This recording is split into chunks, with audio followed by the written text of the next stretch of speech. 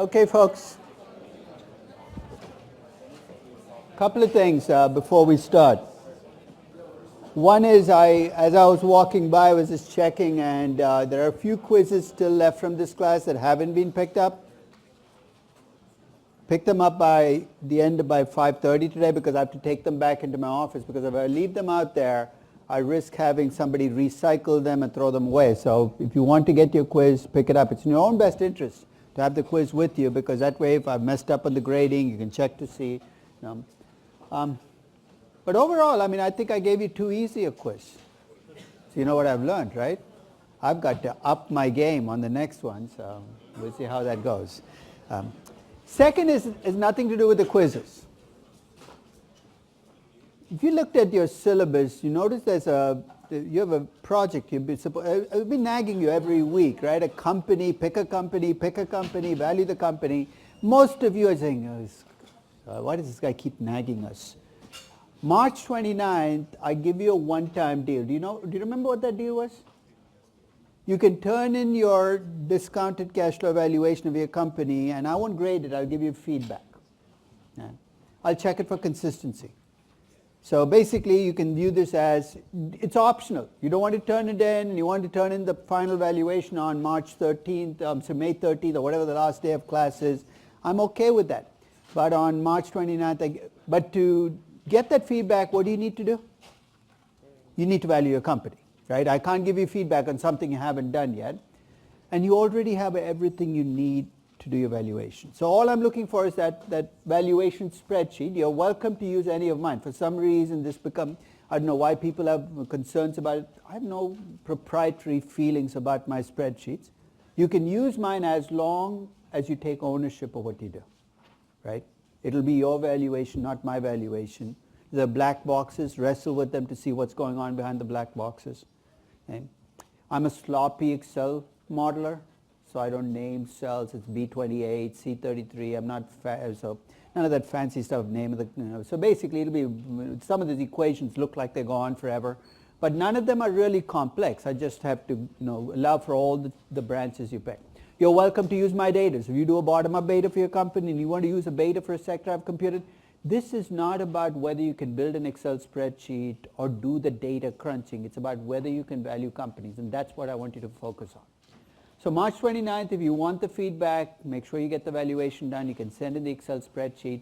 I'll give you instructions on how to send it in, because my email box just gets bigger and bigger every day, so I'll have to give you some specific direction so it goes into the right box. But we'll do it a little closer to that day. So last session, we were talking about loose ends, right? The first loose end was cash. Somebody remind me again what to do with cash? Most of the time, what do we do with cash? Don't mess with it, just add the whole thing. And last session, we talked about maybe we shouldn't be doing that. That for some companies, we might discount the cash. Remind me why? Why do we discount cash in the hands of some companies? Because we don't trust the guys holding our cash. And in some companies, we might attach a premium to the cash. You remember why we attach a premium to the cash? They're growing and they face a capital constraint. And for them, cash becomes a strategic weapon that they can use to survive and grow. Now let's move on to the second loose end. This is what I call the black hole evaluation, this next section. This is where it gets really difficult to keep your good senses. That's when companies have cross-holdings. And I'll tell you the first problem with cross-holdings. And before we do that, let's do the start of the class test, right? Because some of the issues we're going to deal with in loose ends are going to be there. Let's suppose I gave you two firms that look exactly the same in terms of financials. Same cash flow, same growth rate, same return on capital. But here's where they're different. Company A is in a single business and has very clear financials. Company B is in multiple businesses, is complex. So company A is simple, company B is complex. All the numbers look exactly the same. Which of these two companies of either would you value more? Would you value company A because it's simpler to value? Company B because it's more diversified? Or neither? They have the same numbers and therefore should have the same value. Just give me your gut instinct now. We'll come back and examine what the answer is. What do you think? Company A, B? Okay, so you would actually value the more complex company more than the simple company. Okay. Anybody? You'd value the simpler company more than the complex company. This is good because one of you has to be right and we'll, Or is it the third answer? If you open up my textbook and start plugging in numbers into equations, what are you going to find? They both have the same value, right? So in fact, all three are possible, right? It could be that simpler companies are more valuable. Why? Because there are fewer surprises waiting for you. You're saying complex companies are better because they've spread their risk more. And the third is the numbers are the numbers. Who cares? The market attaches a discount to complex companies or simple complex companies. We'll have to ask. Markets don't always do the sensible things. So from an intrinsic value standpoint, that's one of the things we're going to examine. Yeah. But then there's pricing as far as analysts concerned. Let's not even talk about the pricing. From a value perspective, because pricing, who knows what game is played, right? From a value perspective, I want to come back and examine, should we bring complexity into value? Here's the second question. You've just computed a firm valuation, discounting free cash flow of the firm at the cost of capital. You come up with a value for the operating assets of $100 million. This company has debt outstanding of $100 million in face value terms, but the market value of the debt is only $80 million. So to get to value of equity, you usually take the value of the firm, subtract our debt, right? So in this case, I've given you two values, book value or market value.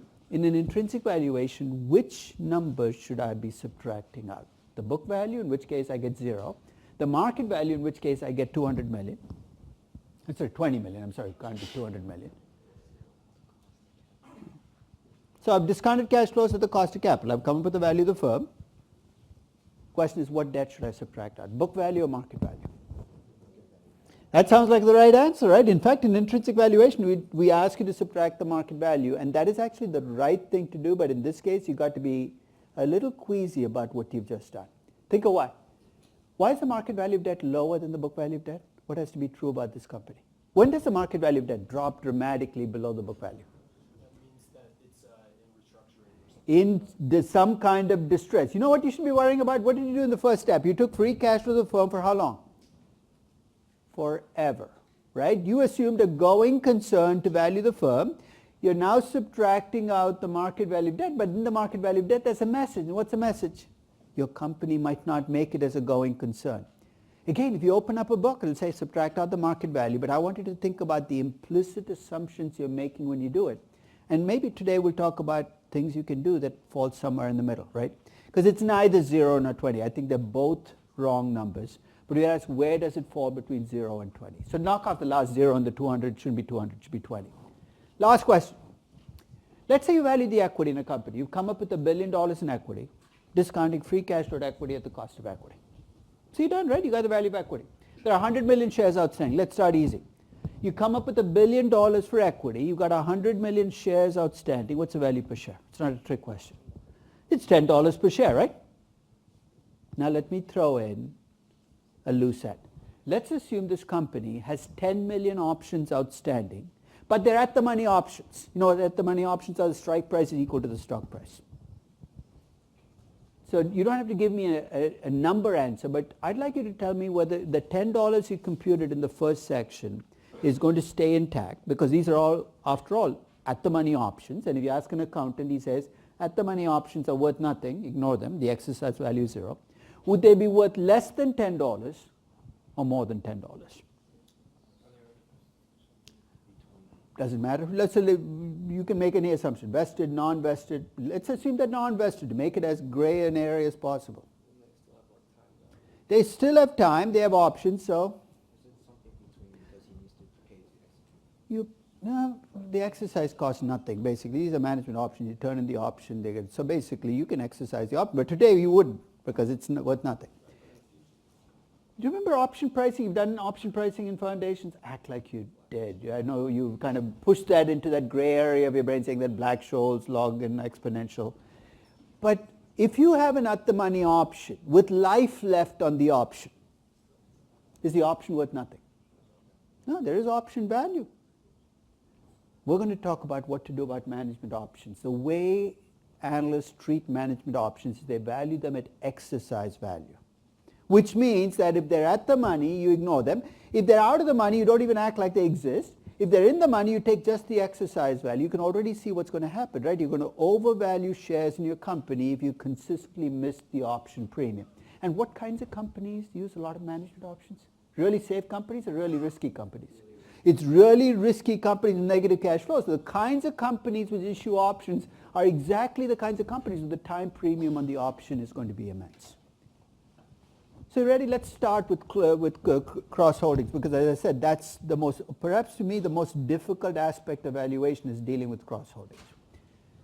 The first problem with cross holdings is accountants are all over the place in how they account for cross holdings. Let me give you three broad categories of, you know what I mean by cross holdings, right? A holding in another company.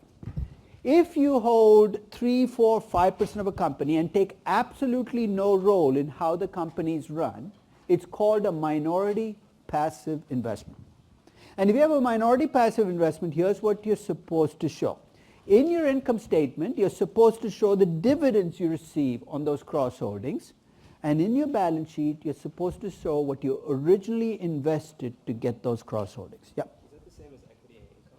No, that's different. So that's a second category. The first one is actually minority passive investments. You show dividends in the income statement, what you originally invested in the balance sheet. Show you how disconnected value can get from reality when that's how you account for things. In the late 90s, there was a point in time where Yahoo was the biggest holding in SoftBank. You've heard of SoftBank, right? The Japanese VC firm. In 1997, 80% SoftBank's value came from its single holding in Yahoo because they were original venture capitalists. They recorded it as a minority passive investment. So if you looked at SoftBank's income statement, what were they required to show? The dividends they received on the Yahoo holding, which in 1997 was zero. So you'd have seen nothing. You say, okay, let me look at the balance sheet.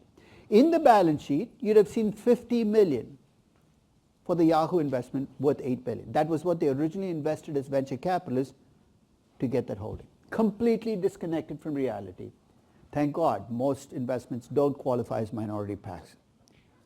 Let's move one step up the ladder. You have a minority active investment. Let's suppose you own 20% of a company. You take some role in how the company is run. There's some subjective judgment here accountants have to decide, but they decide you have a minority active investment. Here's what you're supposed to record. In the income statement, you have to show 20% of the net income or the net loss. Better than dividends, right? Because now you're at least getting a measure of performance in the income statement. And in the balance sheet, you have to show what you originally invested plus or minus all retained earnings since. It's like an updated book value. That's called the equity approach. That's how the bulk of minority holdings are recorded. Is the income statement, you see the income from the cross holding below the operating income line. And that's going to be significant. And in the balance sheet, you're going to get an updated book value.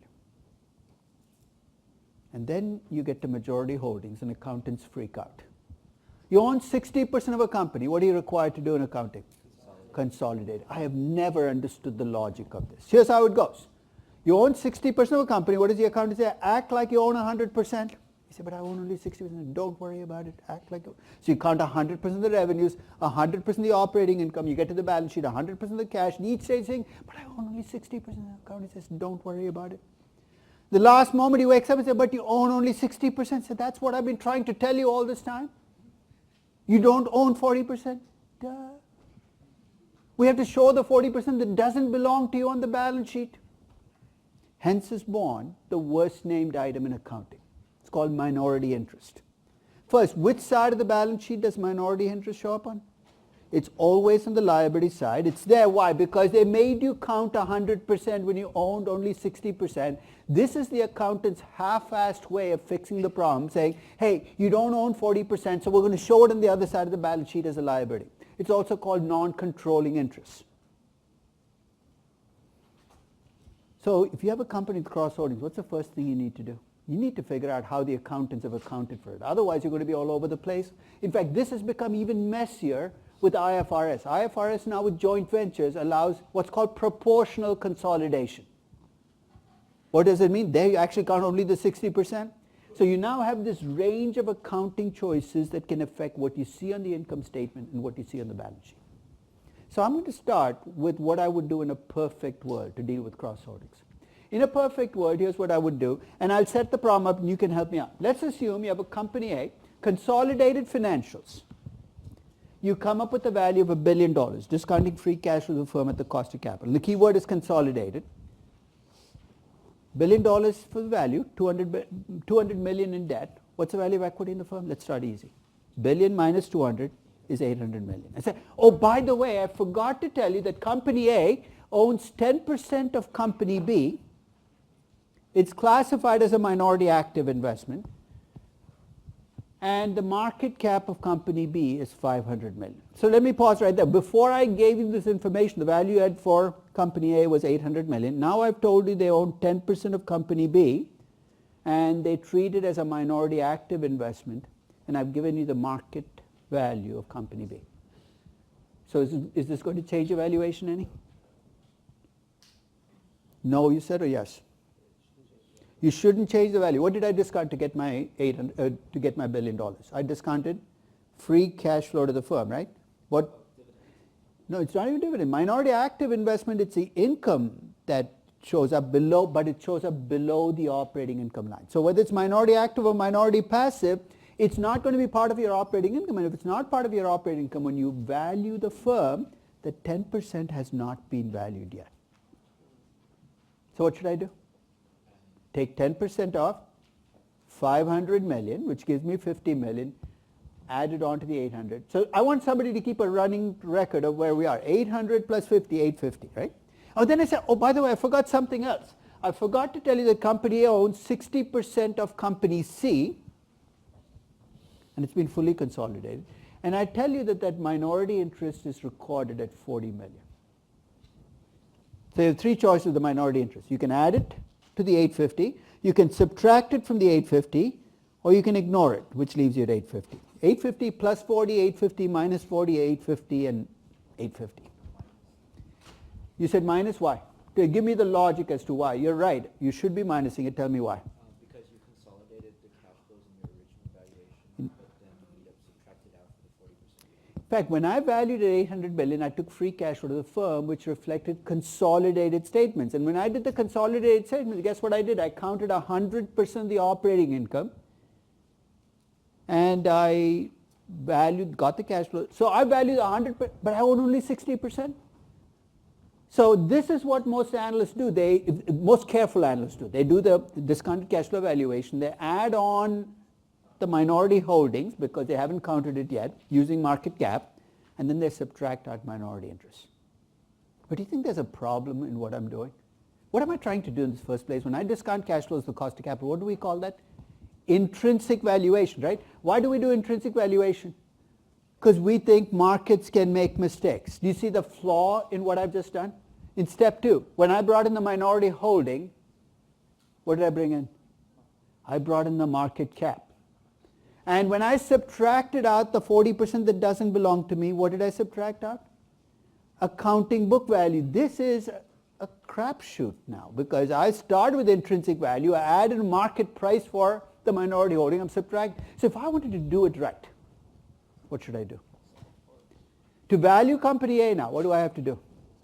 I have to value company B and C. I have to get the intrinsic values of equity for company B and C. And then what should I do? I should take the value of company A plus 10% of the intrinsic value of company B minus 40%. You're saying, what a pain in the neck. Hey, welcome to reality. If you truly want to do an intrinsic valuation, that is exactly what you should do. You cannot take the market value and just put it in there, because you are in fact, and even with that, you should have, because when you do your cash flows and discount the cost of capital, remember that cost of capital reflect the weights of the businesses you're in. You're messing up, 3 different businesses. So in a perfect world, here's what I would rather that you do. When you did the consolidated, most companies that report consolidated also report a parent-only financials. You can value company A as a clean valuation, just the base company. And then you can add on 10% of company. You're not subtracting and adding. You're just adding on the value. And in a perfect world, that's exactly how you'd approach it. You use the market values for each step. So the example above, I told you the market value of company B and the intrinsic values of B and C were 250 million apiece. You'd go back to the 800 million. You'd add 10% of the first 250 million. That's a minority holding. And then what would you subtract out? 40% off the 250 million, which is 100 million. I know we're keeping a lot of numbers rolling in our heads. But 800 plus 25 minus 100 give me a value of equity of 725 million. In a perfect world, that's exactly how I would do it. So here's a three-step approach if you wanted to do things right. Value the parent company using parent company financials, which will give you the value of just the parent company. Value each of the subsidiaries. Minority or majority, you don't care anymore because you've not consolidated anything. And then your consolidated value will be the value of the company that you got using the parent financials plus the percentages of value of each of the subsidiaries. And you thought it was a pain in the neck when you had 3, right? Imagine having 35 subsidiaries. Many family group companies in Asia and Latin America, that's exactly what you're going to find. Is you thought you were done when you discounted cash flows at the cost of capital. You were just beginning. You didn't know it because now you've got 34 other companies waiting to be valued.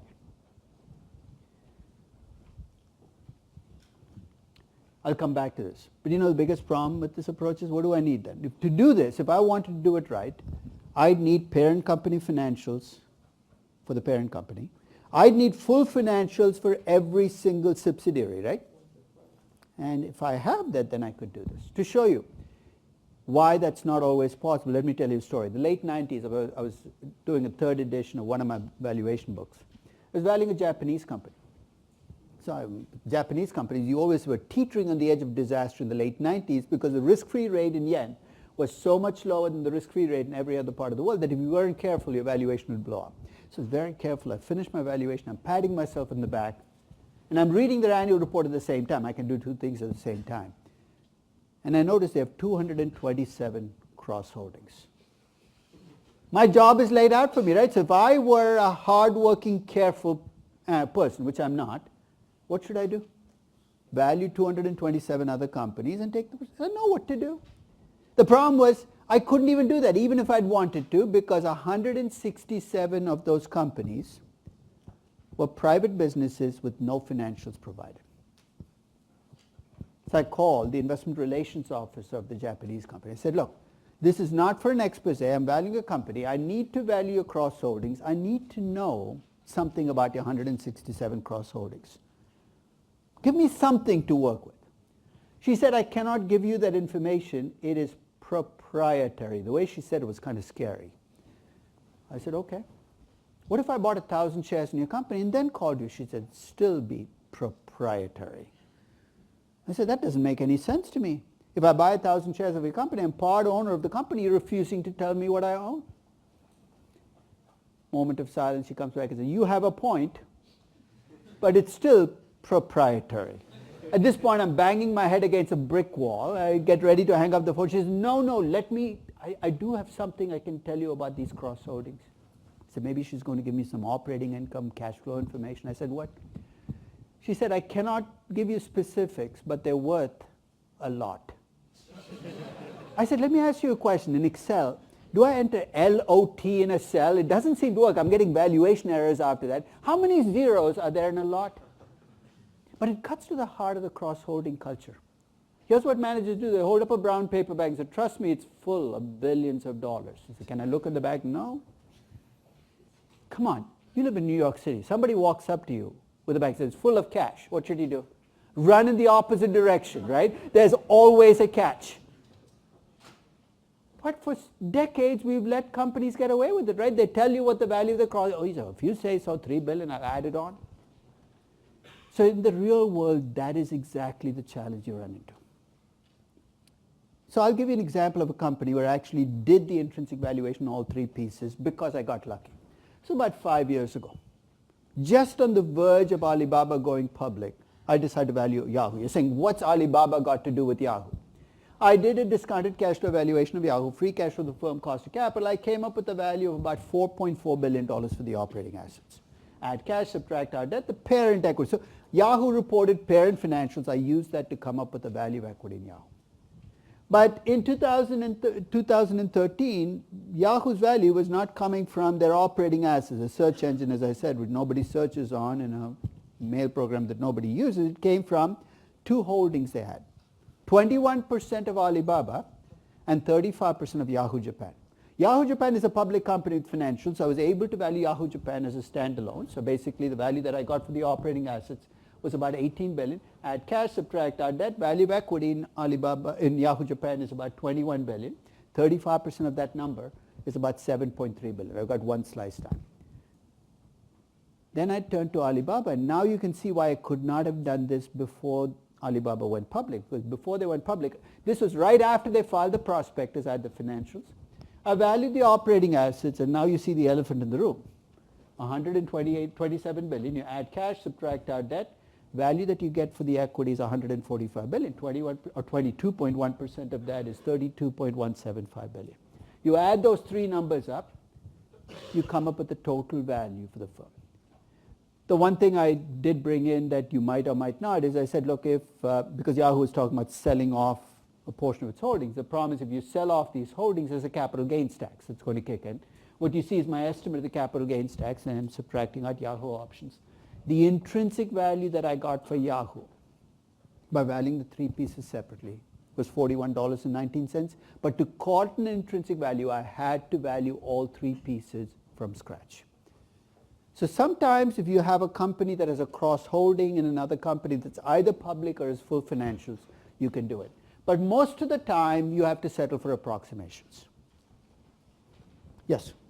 Professor, if intrinsic value, we're assuming that we can buy the company and then that's the value that we get if we take it private. No. That's not what we assume. We assume that you can buy the company and just claim the cash flows. Intrinsic value, it's not about who will buy the company at what price. It's if I buy the company, what are the cash flows I'm going to get by buying the company, and to value those cash flows. Let's say we buy the company, we got the cash flows that were given by the parent Right. company. Couldn't we just, if the asset subsidiaries were like traded publicly, right?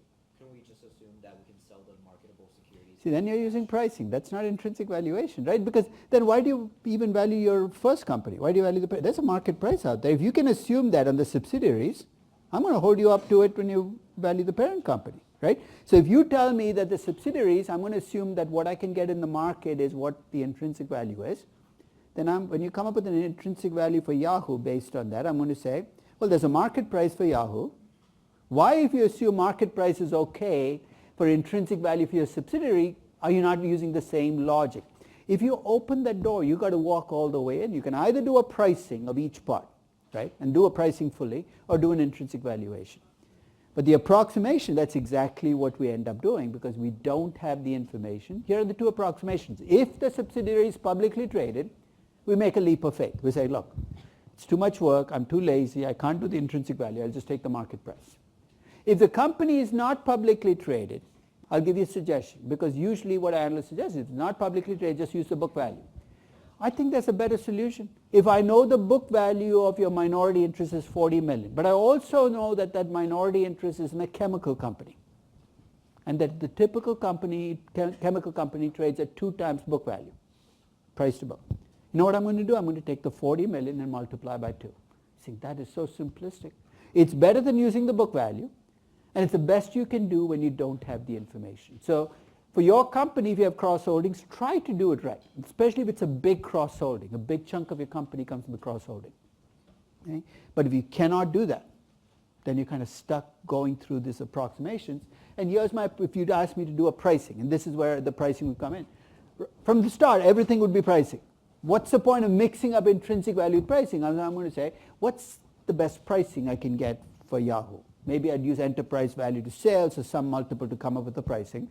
Then I'd price Alibaba and price Yahoo Japan. And what I get as a pricing was about $39, but this is a pricing. There's an intrinsic value where everything was based on cash flows, growth, and risk. And there's a pricing where it's based on multiples and what other people will be willing to pay.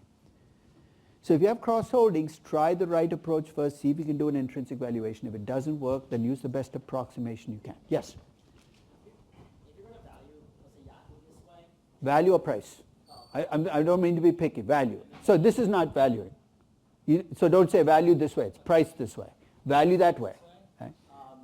Shouldn't you be using a higher cost of capital when you... No, wait. This page is no cost of capital. It's all pricing. So we're talking about the intrinsic value. So we're going back to the intrinsic valuation. Is that? You found the value of the parent equity. Yeah. You use the cost of capital. Of Yahoo. But that assumed kind of a lower risk because you had this large asset. No, it doesn't. No, it doesn't. Where did it? How do we come up with the cost of capital? What do we do? I took that the beta for online advertising companies. I took your debt to equity ratio. I came up with a levered beta. There was nothing there where I looked at your cross holdings anywhere, right? So if you bring in cross holdings into your discount rates, that's your problem, not mine in a sense. In intrinsic valuation, discount rates should not reflect any of that stuff. And that's precisely why, because if it does, then you have a mess on your hands. You've double counted all kinds of stuff. You don't want to do that. So when you value a company, that's why you want to keep your cost of capital coming from fundamentals rather than coming from outside where you put in all these other factors into the cost of capital. Yes? So when you were having these majority holdings in Yeah. the consolidated statement, Mm-hmm. wouldn't that kind of mess up your like distribution of sectors when you were calculating the betas? So do you have Yeah, in fact, when you did the sectors, it will be 100% weight. That's not messing up. That's exactly what you want, right? Because in fact, you want to consolidate. Did everybody get this question? Remember we computed weights for the betas based on what business you are in? If you're fully consolidated, hopefully the consolidated revenues are broken down based on the total subsidiary value. So you want that total weight to be in there, not the proportion of it, because you're actually valuing the consolidated. It's just an algebra problem. If you're valuing the consolidated cash flows, the weights have to be consolidated weights. I see, but weren't you saying originally that we were looking at just the Yahoo US equity? No, that's if you have parent financials, it'll just be the parent company. There'll be no breakdown. There'll be no subsidiary even in the breakdown. It'll just be the parent. And that's why it's so critical that you know what you start with, right? So if I gave you the parent, there'll be no subsidiary effect. It'll just be Yahoo. It'll be their operations. It'll be where their operations come from. The subsidiaries don't even enter into the game. Oh, so then when you're adjusting it, in that case you're adding back, in the other case you're subtracting. Exactly. So that's why you got to be careful. So you need to know where you started before you know what other adjustments are. I'll tell you in advance, this is the toughest algebraic concept in valuation for people to grasp. Because it's so easy to add something when you should be subtracting out, subtracting something when you're adding it. So I'm going to come back to this over and over again and nag you on it because it is something that I want you to get comfortable with. So at this stage, let's see where we are. We have a value for the operating assets. We've decided what to do with cash. Leave it alone, discount it, premium it. We've brought in cross holdings. Third stop in the process. I'm going to ask you, is there anything else you want to add on to this value that I've left out? This is your last chance. So train's leaving the station. Is there anything else I should load onto the train? And here you got to be careful not to double count. Let me give you an example. Let's say you're valuing JP Morgan.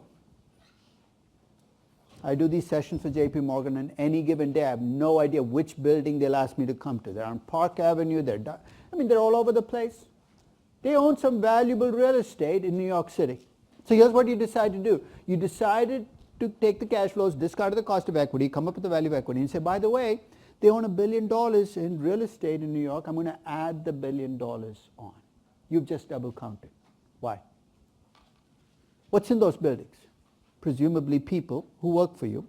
Presumably those people are responsible for bringing in the income that you just discounted to come up with the value. You can't count the cash flow and the value of the asset that generates the cash flow in the same valuation. You have to make up your mind. Do I want to count the asset and take the value, or do I want to take the cash flows out of the asset? So double counting is not allowed. So be careful. Don't go down there and say, I didn't count that, let me add that on. This is why I'm leery of accountants starting to put stuff on the balance sheet. Like what? Like brand name. Because you know exactly what's going to happen after they put brand name on. There's going to be some guy who does a discounted cash flow valuation of Coca-Cola, and after he does the valuation, what's he going to do? Or she going to do? Take the brand name, add it on. You've just double counted. So 95% of the stuff you're tempted to add on, you shouldn't even touch. But there is stuff out there that you might have missed. These are vacant assets, things that your company owns, which it doesn't use right now for the cash flows, and you've not built into your expected cash flows. They're uncommon, but they could include things like an overfunded pension plan, right? Which is basically if you've got there are two ways a pension plan can be set up. One is you can give defined benefits, the other is defined contributions. A defined contributions plan can never be overfunded or underfunded, because here's how it works. You set money into a pension, it gets invested, you get whatever it's worth at the end. A defined benefits plan, you get actually a fixed pension. The company has to make sure it has enough assets to cover the pension liabilities. If it has too little in assets, it's an underfunded pension plan. And if it's too much in assets, it's an overfunded plan. Technically, the overfunding belongs to equity investors. So you could actually say, look, I'm an overfunded pension plan, I'm going to add it on. I'll be very careful because taking that money out of a pension plan has tax consequences, and you can burn labor relations goodbye after you do that. But you're looking for vacant assets. You're saying like what? I'll give you my favorite example of an asset that was missed in a discounted cash flow valuation. If you go to the Michael Price Fund, the MBAs run it. I was actually part of the group that went to Michael Price. Michael Price sold his mutual fund to the Japanese who paid this obscenely too high a price, like $2 billion. So he got very rich, and when people get very rich, the school notices because they want money from you. So they said, I hate to ask for money, but this time they got me because can you go and ask Michael Price for some money so that MBAs can get some experience running a fund. So the original seed money was like 10 million, and for the last 15 years, but I think what group of 15 or 20 MBAs have been running that fund. So they pick stocks, they do, and it's done reasonably well. Let's put it this way, it's done at least as well as the next best professional money manager. Right. So, and I've never been involved officially with the fund, but almost everybody who goes through that fund has gone through one of my valuation classes, is going through it. So they come to me with the pitches, because the way you get a stock added on is you have to pitch your stock to the rest of the people in the fund, and they decide whether to buy the stock or not. So about 10 years ago, sitting in my office, one of the people who's working in the fund comes in and he says, I'm facing a conundrum.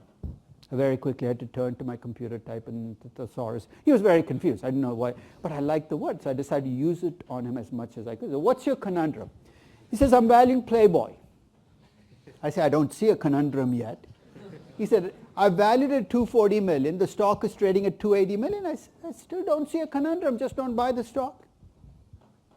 I said, here's my conundrum. Now he's getting to the actual conundrum. He says, Playboy has one very big asset that I haven't valued yet in my 240 million. What do you think he was talking about? It's not the bunnies. Don't get your mind going in strange places. All of that stuff is already in the 240 million. It's the Playboy Mansion. The Playboy Mansion belongs to Playboy, the company. It is one of the most valuable pieces of real estate in Los Angeles. It was worth $100 million at the time that he came in. So you see what his conundrum is? If you leave it at 240 million, then it looks overvalued. But if you add the $100 million to it, then it looks undervalued. So what's he asking? Can I add the 100 million? You could, but at least when he came in and asked this question, there was an 80-year-old in a bathrobe hanging out in that mansion, and you couldn't exactly evict him without some serious public relations issues. You know who I'm talking about? Hugh Hefner lived in the mansion. So you can't just release the 100 million. He said, what should I do? I said, check the actuarial tables. He said, what am I checking for? Check to see how long 80-year-olds who surround themselves with 26-year-old playmates tend to live. Tremendous pressure on your heart. Any moment now you could kick the bucket. Let's say 6 years. That's the remaining life. What do you need to do next to finish your discounted cash flow valuation? Take the value of the property 6 years out, discount it back 6 years, bring all your business school skills to play, add that on. 3 years ago, Playboy found a way to eat their cake and have it too. Hugh Hefner was still alive. They sold the mansion with Hefner in it. The condition was he would live in the mansion till he died, and then he could move in. This Greek billionaire, Darren Metropolis, I don't know what he was thinking.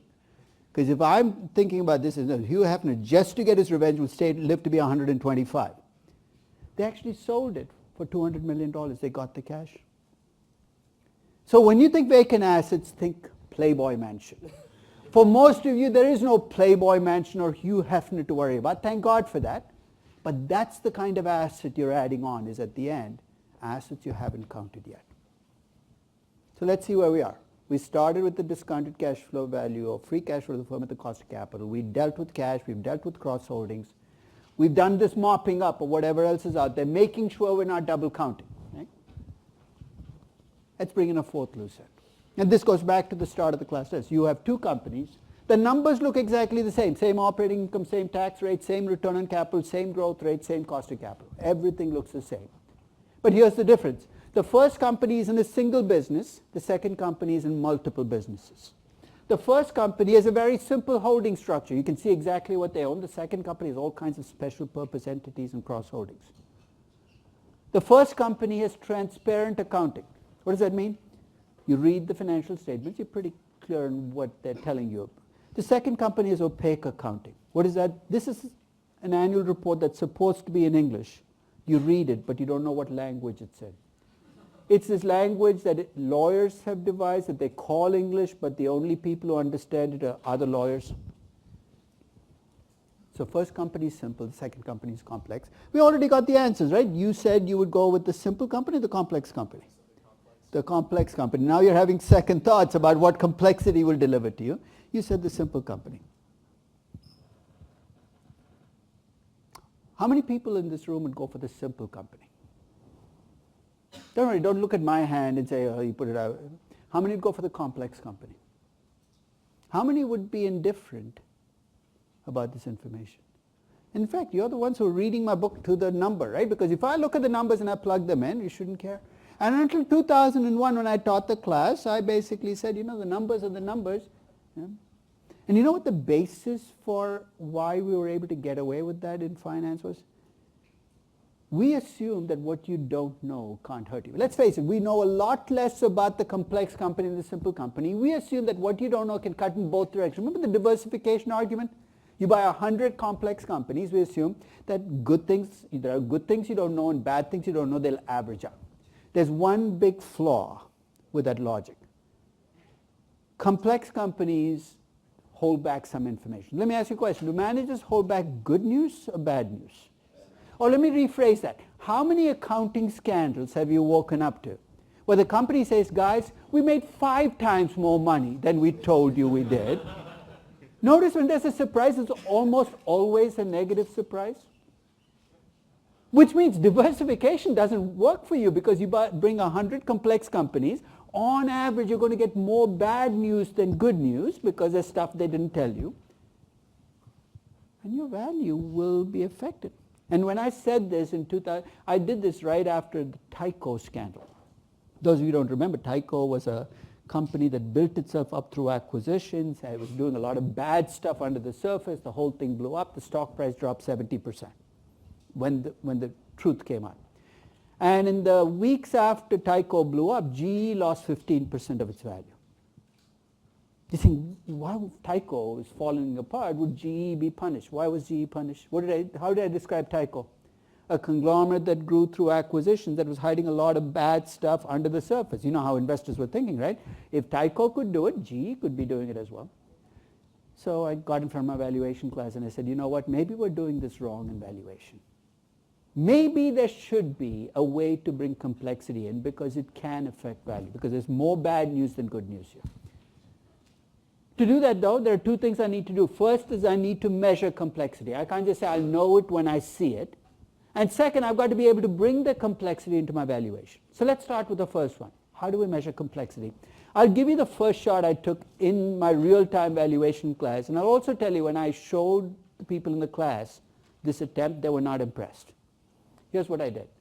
I counted the number of pages in the 10Q. I know it's extraordinarily simplistic, but if you wanted to avoid a company in 2001, of these companies, which one would you want to least want to value? Look at that, 1,026 pages. This isn't War and Peace. This is how many pages it takes Citigroup to tell you what happened in 1 year. If it takes you 1,000 pages to tell me what happened in a year, one screwed up company. So I put this up and my MBA said, we're not paying $150,000 to count pages. We want something more sophisticated. I said, you're right. What was I thinking? I'll be back next week. And I came back with what I call my valuation shit list. This is a technical term I use for things that really bug me when I value a company and how much they bug me. So it's it's very subjective. I'll give you examples of things that bug me. A company that claims to be geographically diversified but doesn't tell you where. What does that that even mean? Or it tells you where, but it looks like a Lord of the Rings universe. You haven't, where is that? Where is that? I still remember the first time I valued BMW. Yeah, North America, South America, Europe, Oceania. I'm trying to think of a geography class. Africa, Australia. What the hell is Oceania? Maybe it's a lost continent of Atlantis or something. So I called the investment relations officer for BMW. I said, where's Oceania? They said, it's Australia, New Zealand, and Indonesia. I said, why do you bunch them all together? They're all by an ocean. I said, that's your criteria for Oceania? If I carry this logical limit, 90% of the world is Oceania. What are you left with, Latvia?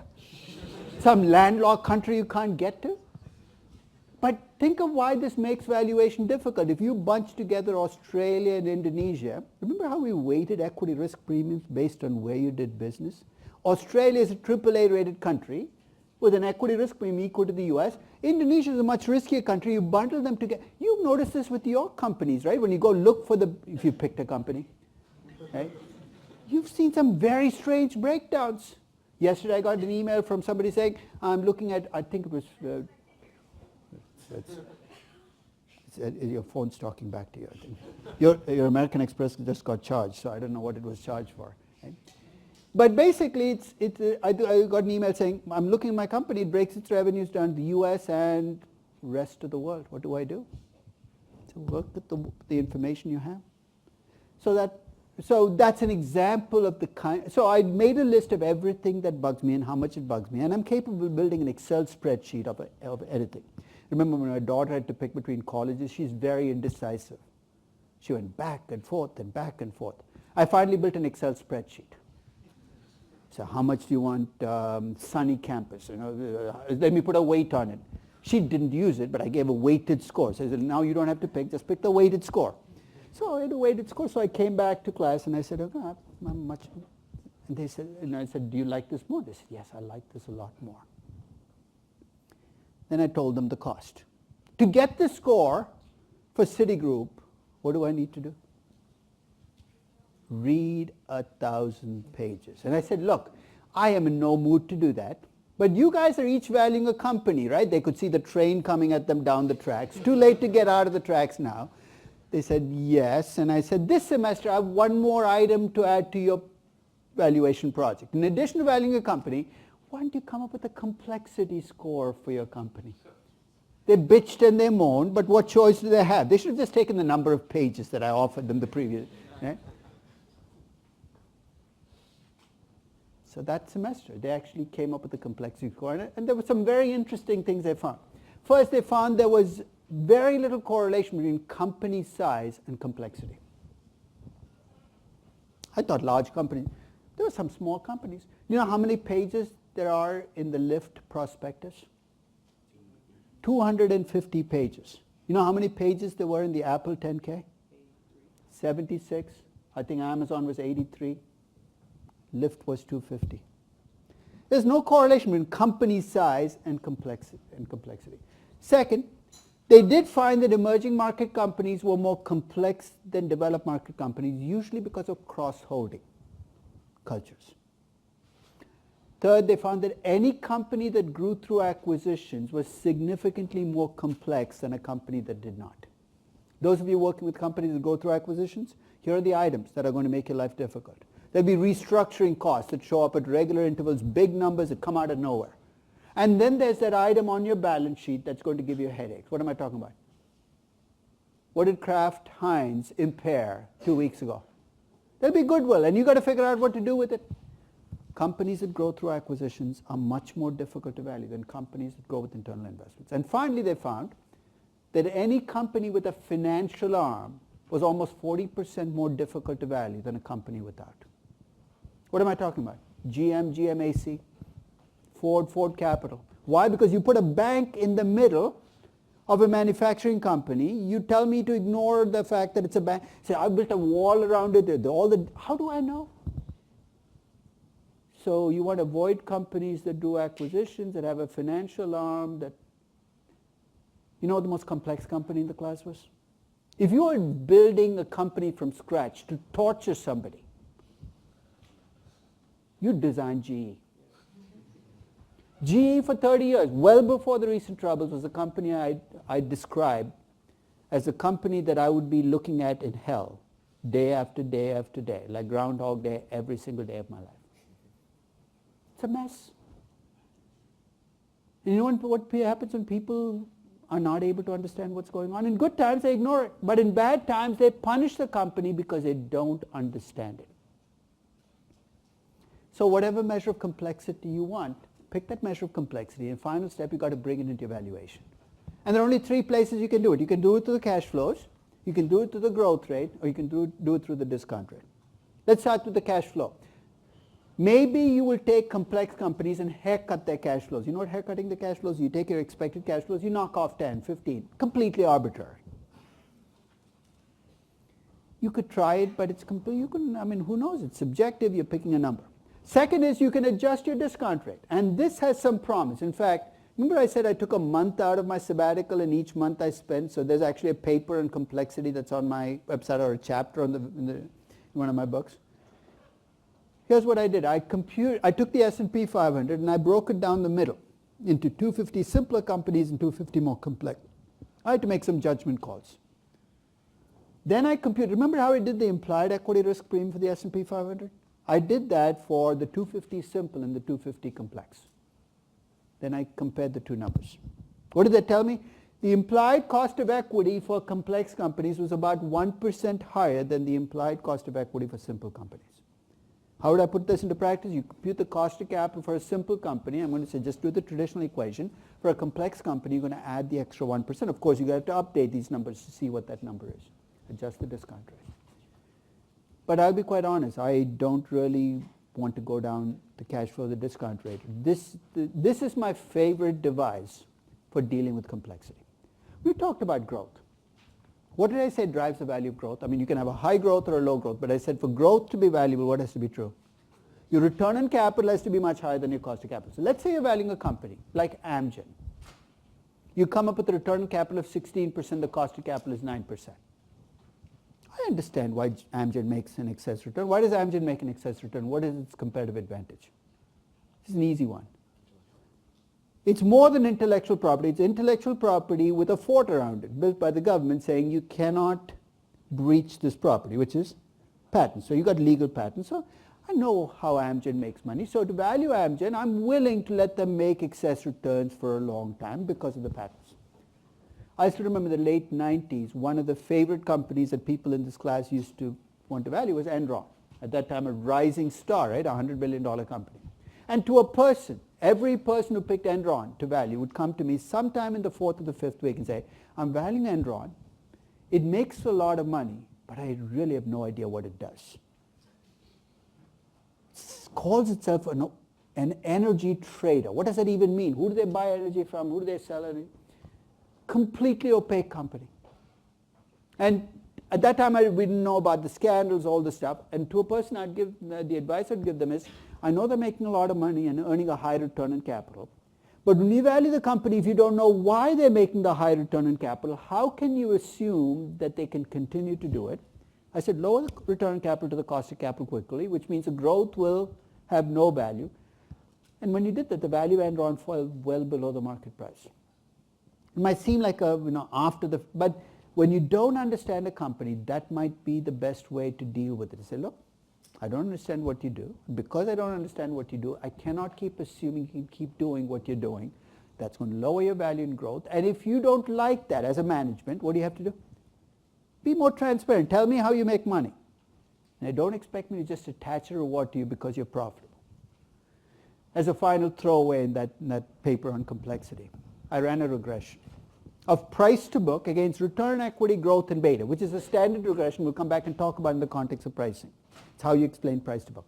But then I threw in the number of pages in the 10K into the regression. First, read this coefficient minus 0.003 times number of pages in the 10K. What does it tell you? Every 100 additional pages in your 10K lowers your price to book ratio by 0.3. Ready? Let's do some value consulting. Your client is sitting. They're very disappointed. You know why? Because the price to book right now is 0.9. They want to double it. What should they do? Knock 300 pages off your 10K. Sounds facetious, But there's a reason Citi has 1,000 pages in its 10K. You can trace it back to that day when John Reed stood next to Sandy Weil and they promised the world they were going to create the ultimate financial supermarket, when Citigroup and Travelers came together and created the largest. They said, we're going to be all things to all people. We're going to be in banking, we're going to be in insurance, we're going to be in mutual funds. This was by design, it wasn't by accident. And what's the regression telling them? In the process of doing this, you've created so much complexity that people don't trust your numbers. They're discounting you. And you want to make that discount go away? Go back to being a simpler company. Post 2008, I am convinced that every money center bank is being punished for being complex, whether it's JP Morgan or bank. And who can blame investors? How many surprises have you got about banks in the last 10 years? And then think about what percentage of surprises have been positive. And this is a game where at some point investors say, there's so much we don't know about banks, and every time we find out something, it seems to be bad news. So guess what? We're going to knock the price down. And you see it as a much lower price to book ratio. Let's talk about debt. There are two places in valuation where debt comes up. The first is in computing cost of capital, right? You need debt to come up with a debt ratio. And when we talk about debt in the cost of capital calculation, my advice is be circumspect. Be narrow in your definition of debt. Count only interest-bearing debt and lease commitments and be done. This thing as opposed to what? Things like underfunded pension obligations. If you look at a modern balance sheet, there are all these other liabilities that are not conventional debt that show up on so don't count them as debt. You know why? If I count them as debt, what happens to my debt ratio? My debt ratio goes up. You're saying I'm being conservative. But if you have a higher debt ratio, what's going to happen to your cost of capital? It actually will go down. You're trying to be conservative in the process. You're giving this company a lot of that makes no sense to me. So in a cost of capital calculation, use the narrow definition of debt. Interest-bearing debt and leases, leave everything else as is. But when you get to the value of the firm and you want to subtract out debt, this is your last chance to deal with everything that worries you. So if you have an underfunded pension obligation, as an equity investor, you know you have some pain coming, right? You have underfunded healthcare obligations, you have pain coming. If you have pain coming, this is your last chance to deal with that pain. So when you subtract out debt to get a value of equity, be more expensive. So for cost of capital, your definition of debt is going to be narrow because you don't want to inflate the debt ratio and lower your cost of capital. But once you value the firm to subtract out debt, you can be much more expensive. And that's why the book value, market value thing, and this is a variant of the question you saw today, which is you have a company, and I made it even more extreme, $1 billion, the value for the operating assets. It has debt with a book value of $1 billion, but it's trading at 50% of book value. It's massively distressed. You decide to be an acquiring company. Right? And you say, how much should I pay for the company? Traditional DCF says pay $1 billion minus $500 million, which is $500 million. But here's the problem. The minute you announce you're planning to acquire this company, you're a big, healthy company with a AAA rating, you announce you're going to buy this company. Guess what's going to happen to the value of that debt? It's traded right now at a huge discount because they're worried that that company will never pay them. Now they know there's going to be a sugar daddy tomorrow who's going to have lots of cash in their pockets. So that $500 million is going to very quickly start to rise towards $1 billion. There goes your value. That's why it's such a slippery question to answer. As you ask me, which should I subtract out? I'm going to ask you, who are you? Are you a small investor looking at the company? In which case you might end up using the $500 million. If you're an acquirer who can affect the market value of the debt by just being there, I have to be a lot more careful. So the true answer, I think, is going to lie between the 0 and the 500, depending on how much you can affect the value of the debt. And finally, as I said, this is your last chance to clean up. So look in the balance sheet to see if there's anything else you should be subtracting out. Underfunded pension obligations, underfunded healthcare obligations. You know what types of companies this is going to be an issue on? What I call legacy companies. There are very few young U.S. companies that have underfunded pension obligations. You know why? You go to work for most young, you Facebook, Google, you don't have defined benefit plans. Nobody does that anymore. And even within established companies, Disney, for instance, if you joined pre-2011, you had a defined benefit plan. Post-2011, the new employees, it's all defined contribution. The older your company, the more this is an issue. Companies like GM, you have tens of billions of dollars. Think of all those auto workers who retired in Michigan in the 50s, the 60s, the 70s, the 80s. In fact, this has been part of union negotiations to make sure they get a defined benefit. Those are the kinds of companies where this underfunded pension obligation is going to be an issue. And this is your last stop to make sure you're not missing something. I have one more thing to throw on the table. We live in the most litigious society on the face of the earth. Everybody's suing everybody else. So let's say your company is being targeted in a lawsuit, and this lawsuit cuts to the heart of your business. Remember when BlackBerry was sued by some inventor in Maryland who claimed that BlackBerry had stolen the entire technology? If they lost that lawsuit, there's a day you empty out the company, right? You're saying, what chance do I have? You have to worry about it. Basically, if you have a lawsuit hanging over your head, especially if it's one with a huge potential liability, and you want to value equity in this company, what do you need to do? You need to first figure out the probability that you will lose the lawsuit, and if you do, how much it will cost you. This is not something regular human beings can estimate with any degree of good sense. This is when you need a good trial lawyer friend. Because nothing to do with good sense, right? Because it's not just the first round. Remember that the tobacco companies had lost $5 billion in Florida. By the time they went through the appeals process, the $5 billion became $5 million. It was 10 years later. I remember about 10 or 11 years ago, I was sitting in my office, 2 students from the law school come by. They wandered into my office, and I said, "Are you in the wrong building?" They said, "We're lawyers enough, we're in law school, we're in our final year, and we really don't want to be lawyers." I said, "If you're facing that existential crisis, shouldn't you be talking to the dean of the law school? Why are you talking to me?" They said, "We'd like to be in investing, can you tell us?" And I said, "You know what, if you start in investing right now, you have a mountain to climb." So I suggested a niche business for them. I said, "Look, you spent 4 years in law school, don't waste it. Create an investment firm, and you know what you're going to focus on? Only on companies that have been targeted that are parts of big lawsuits. So you let other people do the cash flows, the growth. All you're going to focus on is the lawsuit effect on the company." There's a huge amount of money to be made in that, if you can get it right.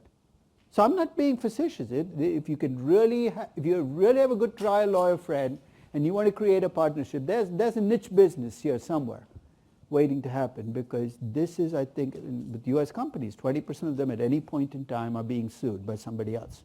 Now, see the Apple, Samsung suit, how long it's gone on? This is something that hangs over companies that you got to bring in. Which brings me to my final piece for today. Let's talk about employees and how they get paid. Now, in recent years, firms have increasingly turned away from paying you cash to paying you with stock. Let's pause right there. Why are they doing that? Because they don't have the cash. Let's be quite clear. The reason Lyft, if you look at their prospectus, almost all of their expenses are in the form of stock-based compensation. You know why? Because they have no cash. The garbage guy comes in and picks up the garbage, they tip him with an option. You know what? No cash, take an option, right? In fact, don't laugh, when Facebook went public, do you know that the guy who painted there's a huge picture in the front entrance of Facebook. He was paid with options. The day they went public, he got $500,000 because that's what his options were worth. But let's be quite clear, when you use stock, you can talk about aligning incentives, you can hire an academic to say that's why we did it, but the reality is you paid with stock because you don't have the money otherwise to compete. So the question is, how do we bring this compensation, especially if it's a form of options, into the analysis? So we're going to talk about both options and restricted grants that have already been given by the company and how they affect value, because Lyft has been doing that for a while. And also, if they're expected to keep doing this in the future, which you can almost guarantee that they have to, because they will not have the cash next year, 2 years out. So it's 2 separate questions. So let's start with the first question. Let's start with the easier employee compensation to deal with. Until about 2005, the way companies gave employees equity was in the form of options. And the reason they did it was very cynical. While they were giving options, the way accountants expense those options was based on exercise value. Do you see how this helped companies? You could give away millions of options to employees, and because it was set at the market price, the accountant said, oh, no cost at all, your profits are what they are. It was essentially a stupid rule in accounting that companies took advantage of. Around 2006, accountants finally came to their senses. They said, we're going to expense options as options. So you actually have to use an option pricing equation to come up with the value for the option. You can factor investing and all the rest of this stuff. So starting in 2006, you lost that freebie. So if you now granted options, there was an expense associated with them. The benefit of options as a free way of giving away compensation was gone. So starting in 2006, there's been a profound shift away from options to restricted stock. Amazon in 2005 had a huge backlog of options. Now it has none because it shifted to restricted stock in 2006 or 2007.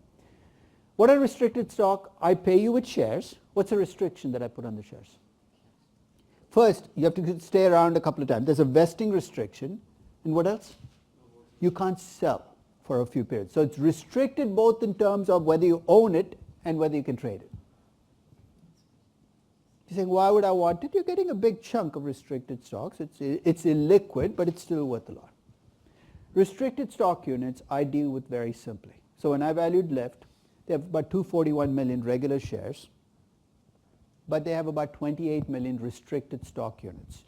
Now they did that little song and dance about how the 28 million were not vested and therefore they were not going to count them.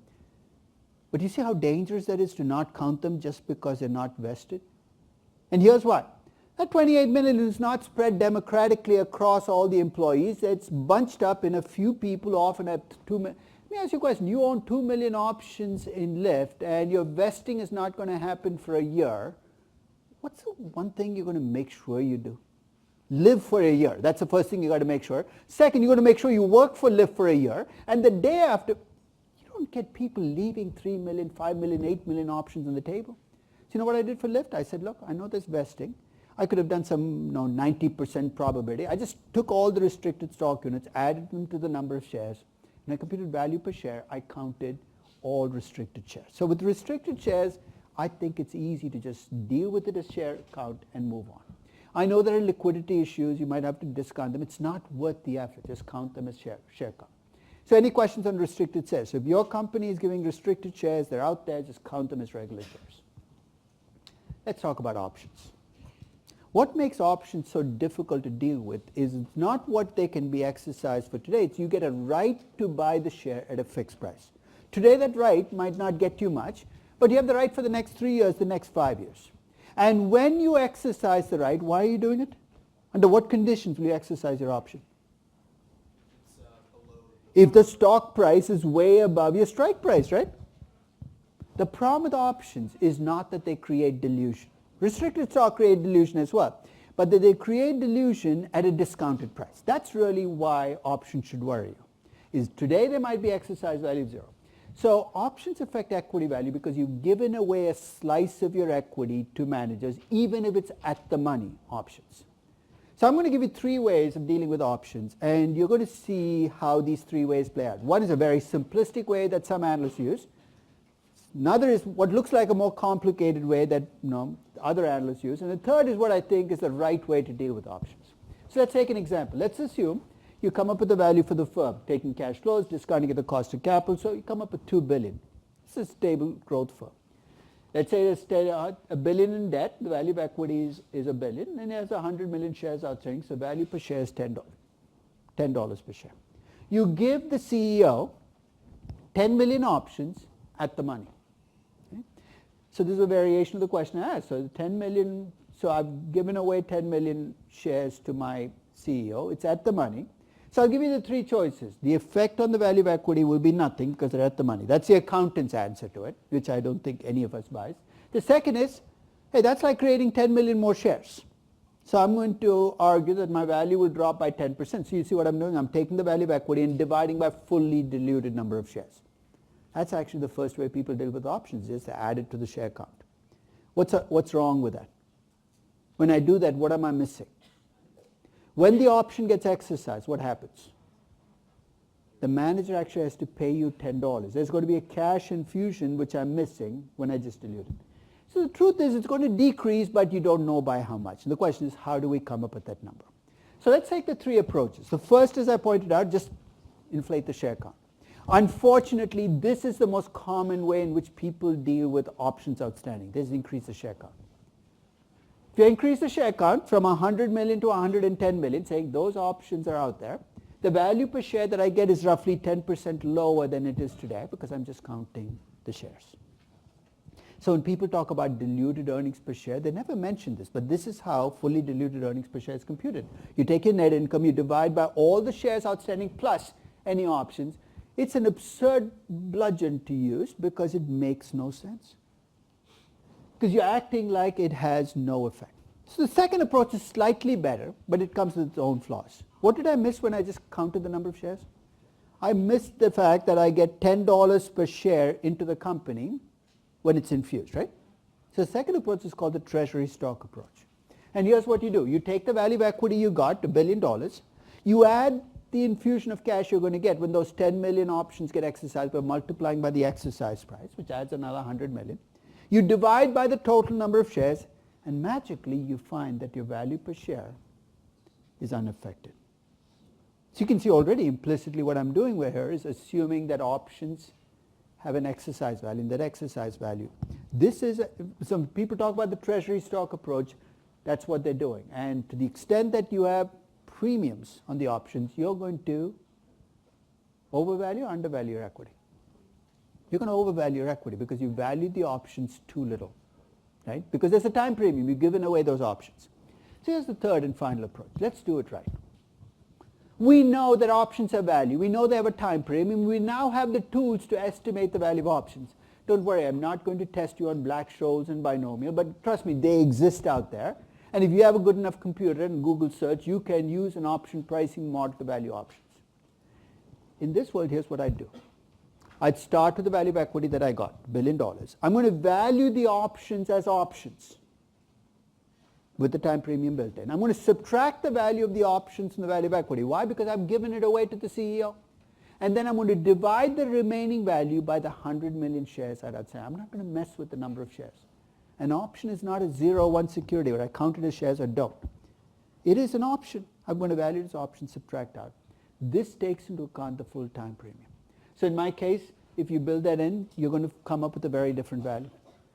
The problem though is almost every option pricing model out there was designed to value listed options on the CBOE.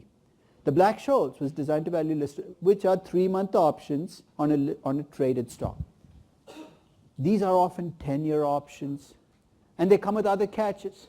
One is they're not liquid. Traditional Black-Scholes is designed to value options in CBOE. You can buy and sell the options. If you know, you can always, so nobody exercises early. And third, you don't have these vesting issues. And the final issue is a troublesome one. When you buy options on the CBOE and you exercise them, you don't affect the share count. This is between you and some third party. But when a company issues options and they get exercised, the company might actually issue shares, which means there could be a dilution that kicks in. There are ways to bring this in. There's a way in which you can bring this in. But if you just stayed with the traditional Black-Scholes model, the example that I just gave you, the S was 10, the K was 10. It's a 10-year option, so you've got 10 years left to expiration. Standard deviation of the stock price is 40%. The higher that number is, the more valuable the option is. Trust me, if you plug into the Black-Scholes, the value that you get per option is $5.42. How many options I give the CEO? 10 million options. Effectively, I've given away $54.2 million of equity. I subtract out the 54.2 million. I get 946 million, the value of equity in the remaining shares. I divide that, so don't mess with the share count. Don't increase the share count and do this, you're double counting. The value per share that I get is 946. It's much higher than the 909 that I got when I did the fully diluted, where I just used the bludgeon. It's lower than the $10 that I got with the treasury stock approach. But in my view, this is the right value for the equity. Right? So when you look at options, that's what you've got to factor in. One final point, and we'll end for the day. When options get exercised, there is a tax deduction you're allowed as a company. In fact, when Facebook went public, this was one of the big deductions they got at the time of their IPO. And to the extent it saves you taxes, whatever option value you get, you might multiply by 1 minus the tax rate, because if you're paying out 500 million options, you do get a tax saving. So if you look at my Excel spreadsheet, they have an option spreadsheet built into them. And that option spreadsheet will do what I did there automatically when you enter the options. It'll ask you for what's your standard deviation. So those numbers, the inputs you still have to give in it, but I'm still going to use an option pricing model to value. That's about it. I'll see you on Wednesday.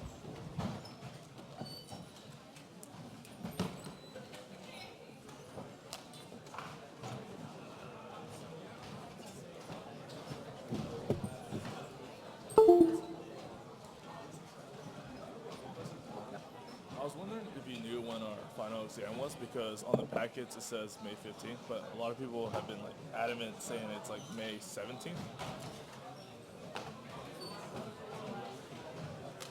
I think it's May 15th. Okay. Corporate finance, let me check, because I know there's one, I think the regular MBA evaluation class is May 17th. So some people might be checking the wrong Google Calendar. Okay. So there is a final exam for evaluation of the MBA class. All right. Thank you.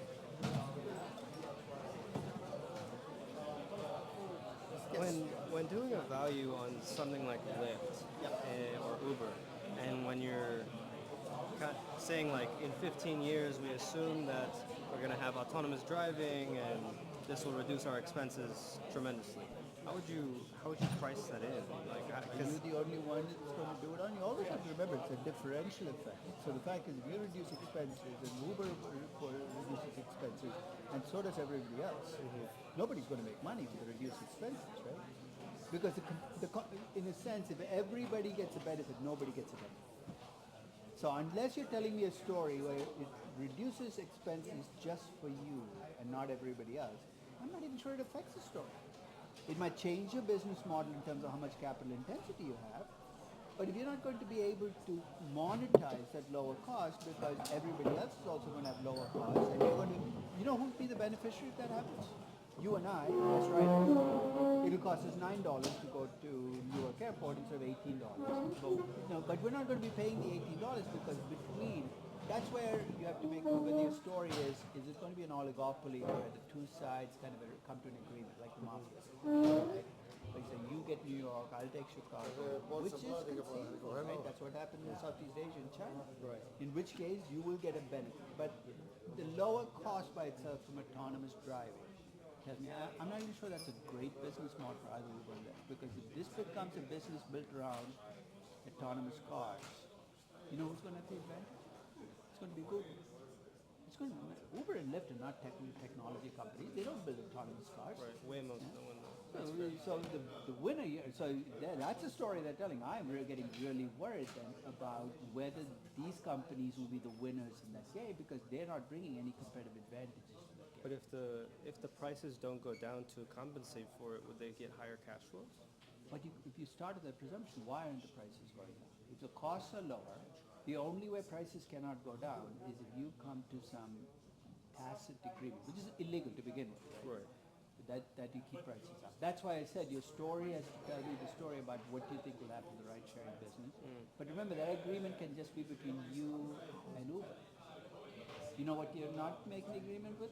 Anybody else who decides. So Google says, I have $100 billion. These guys are charging way too much. It's going to pull in exactly the wrong people. So if you don't want Google to go to the business, guess what? Don't make the tacit agreement, because that tacit agreement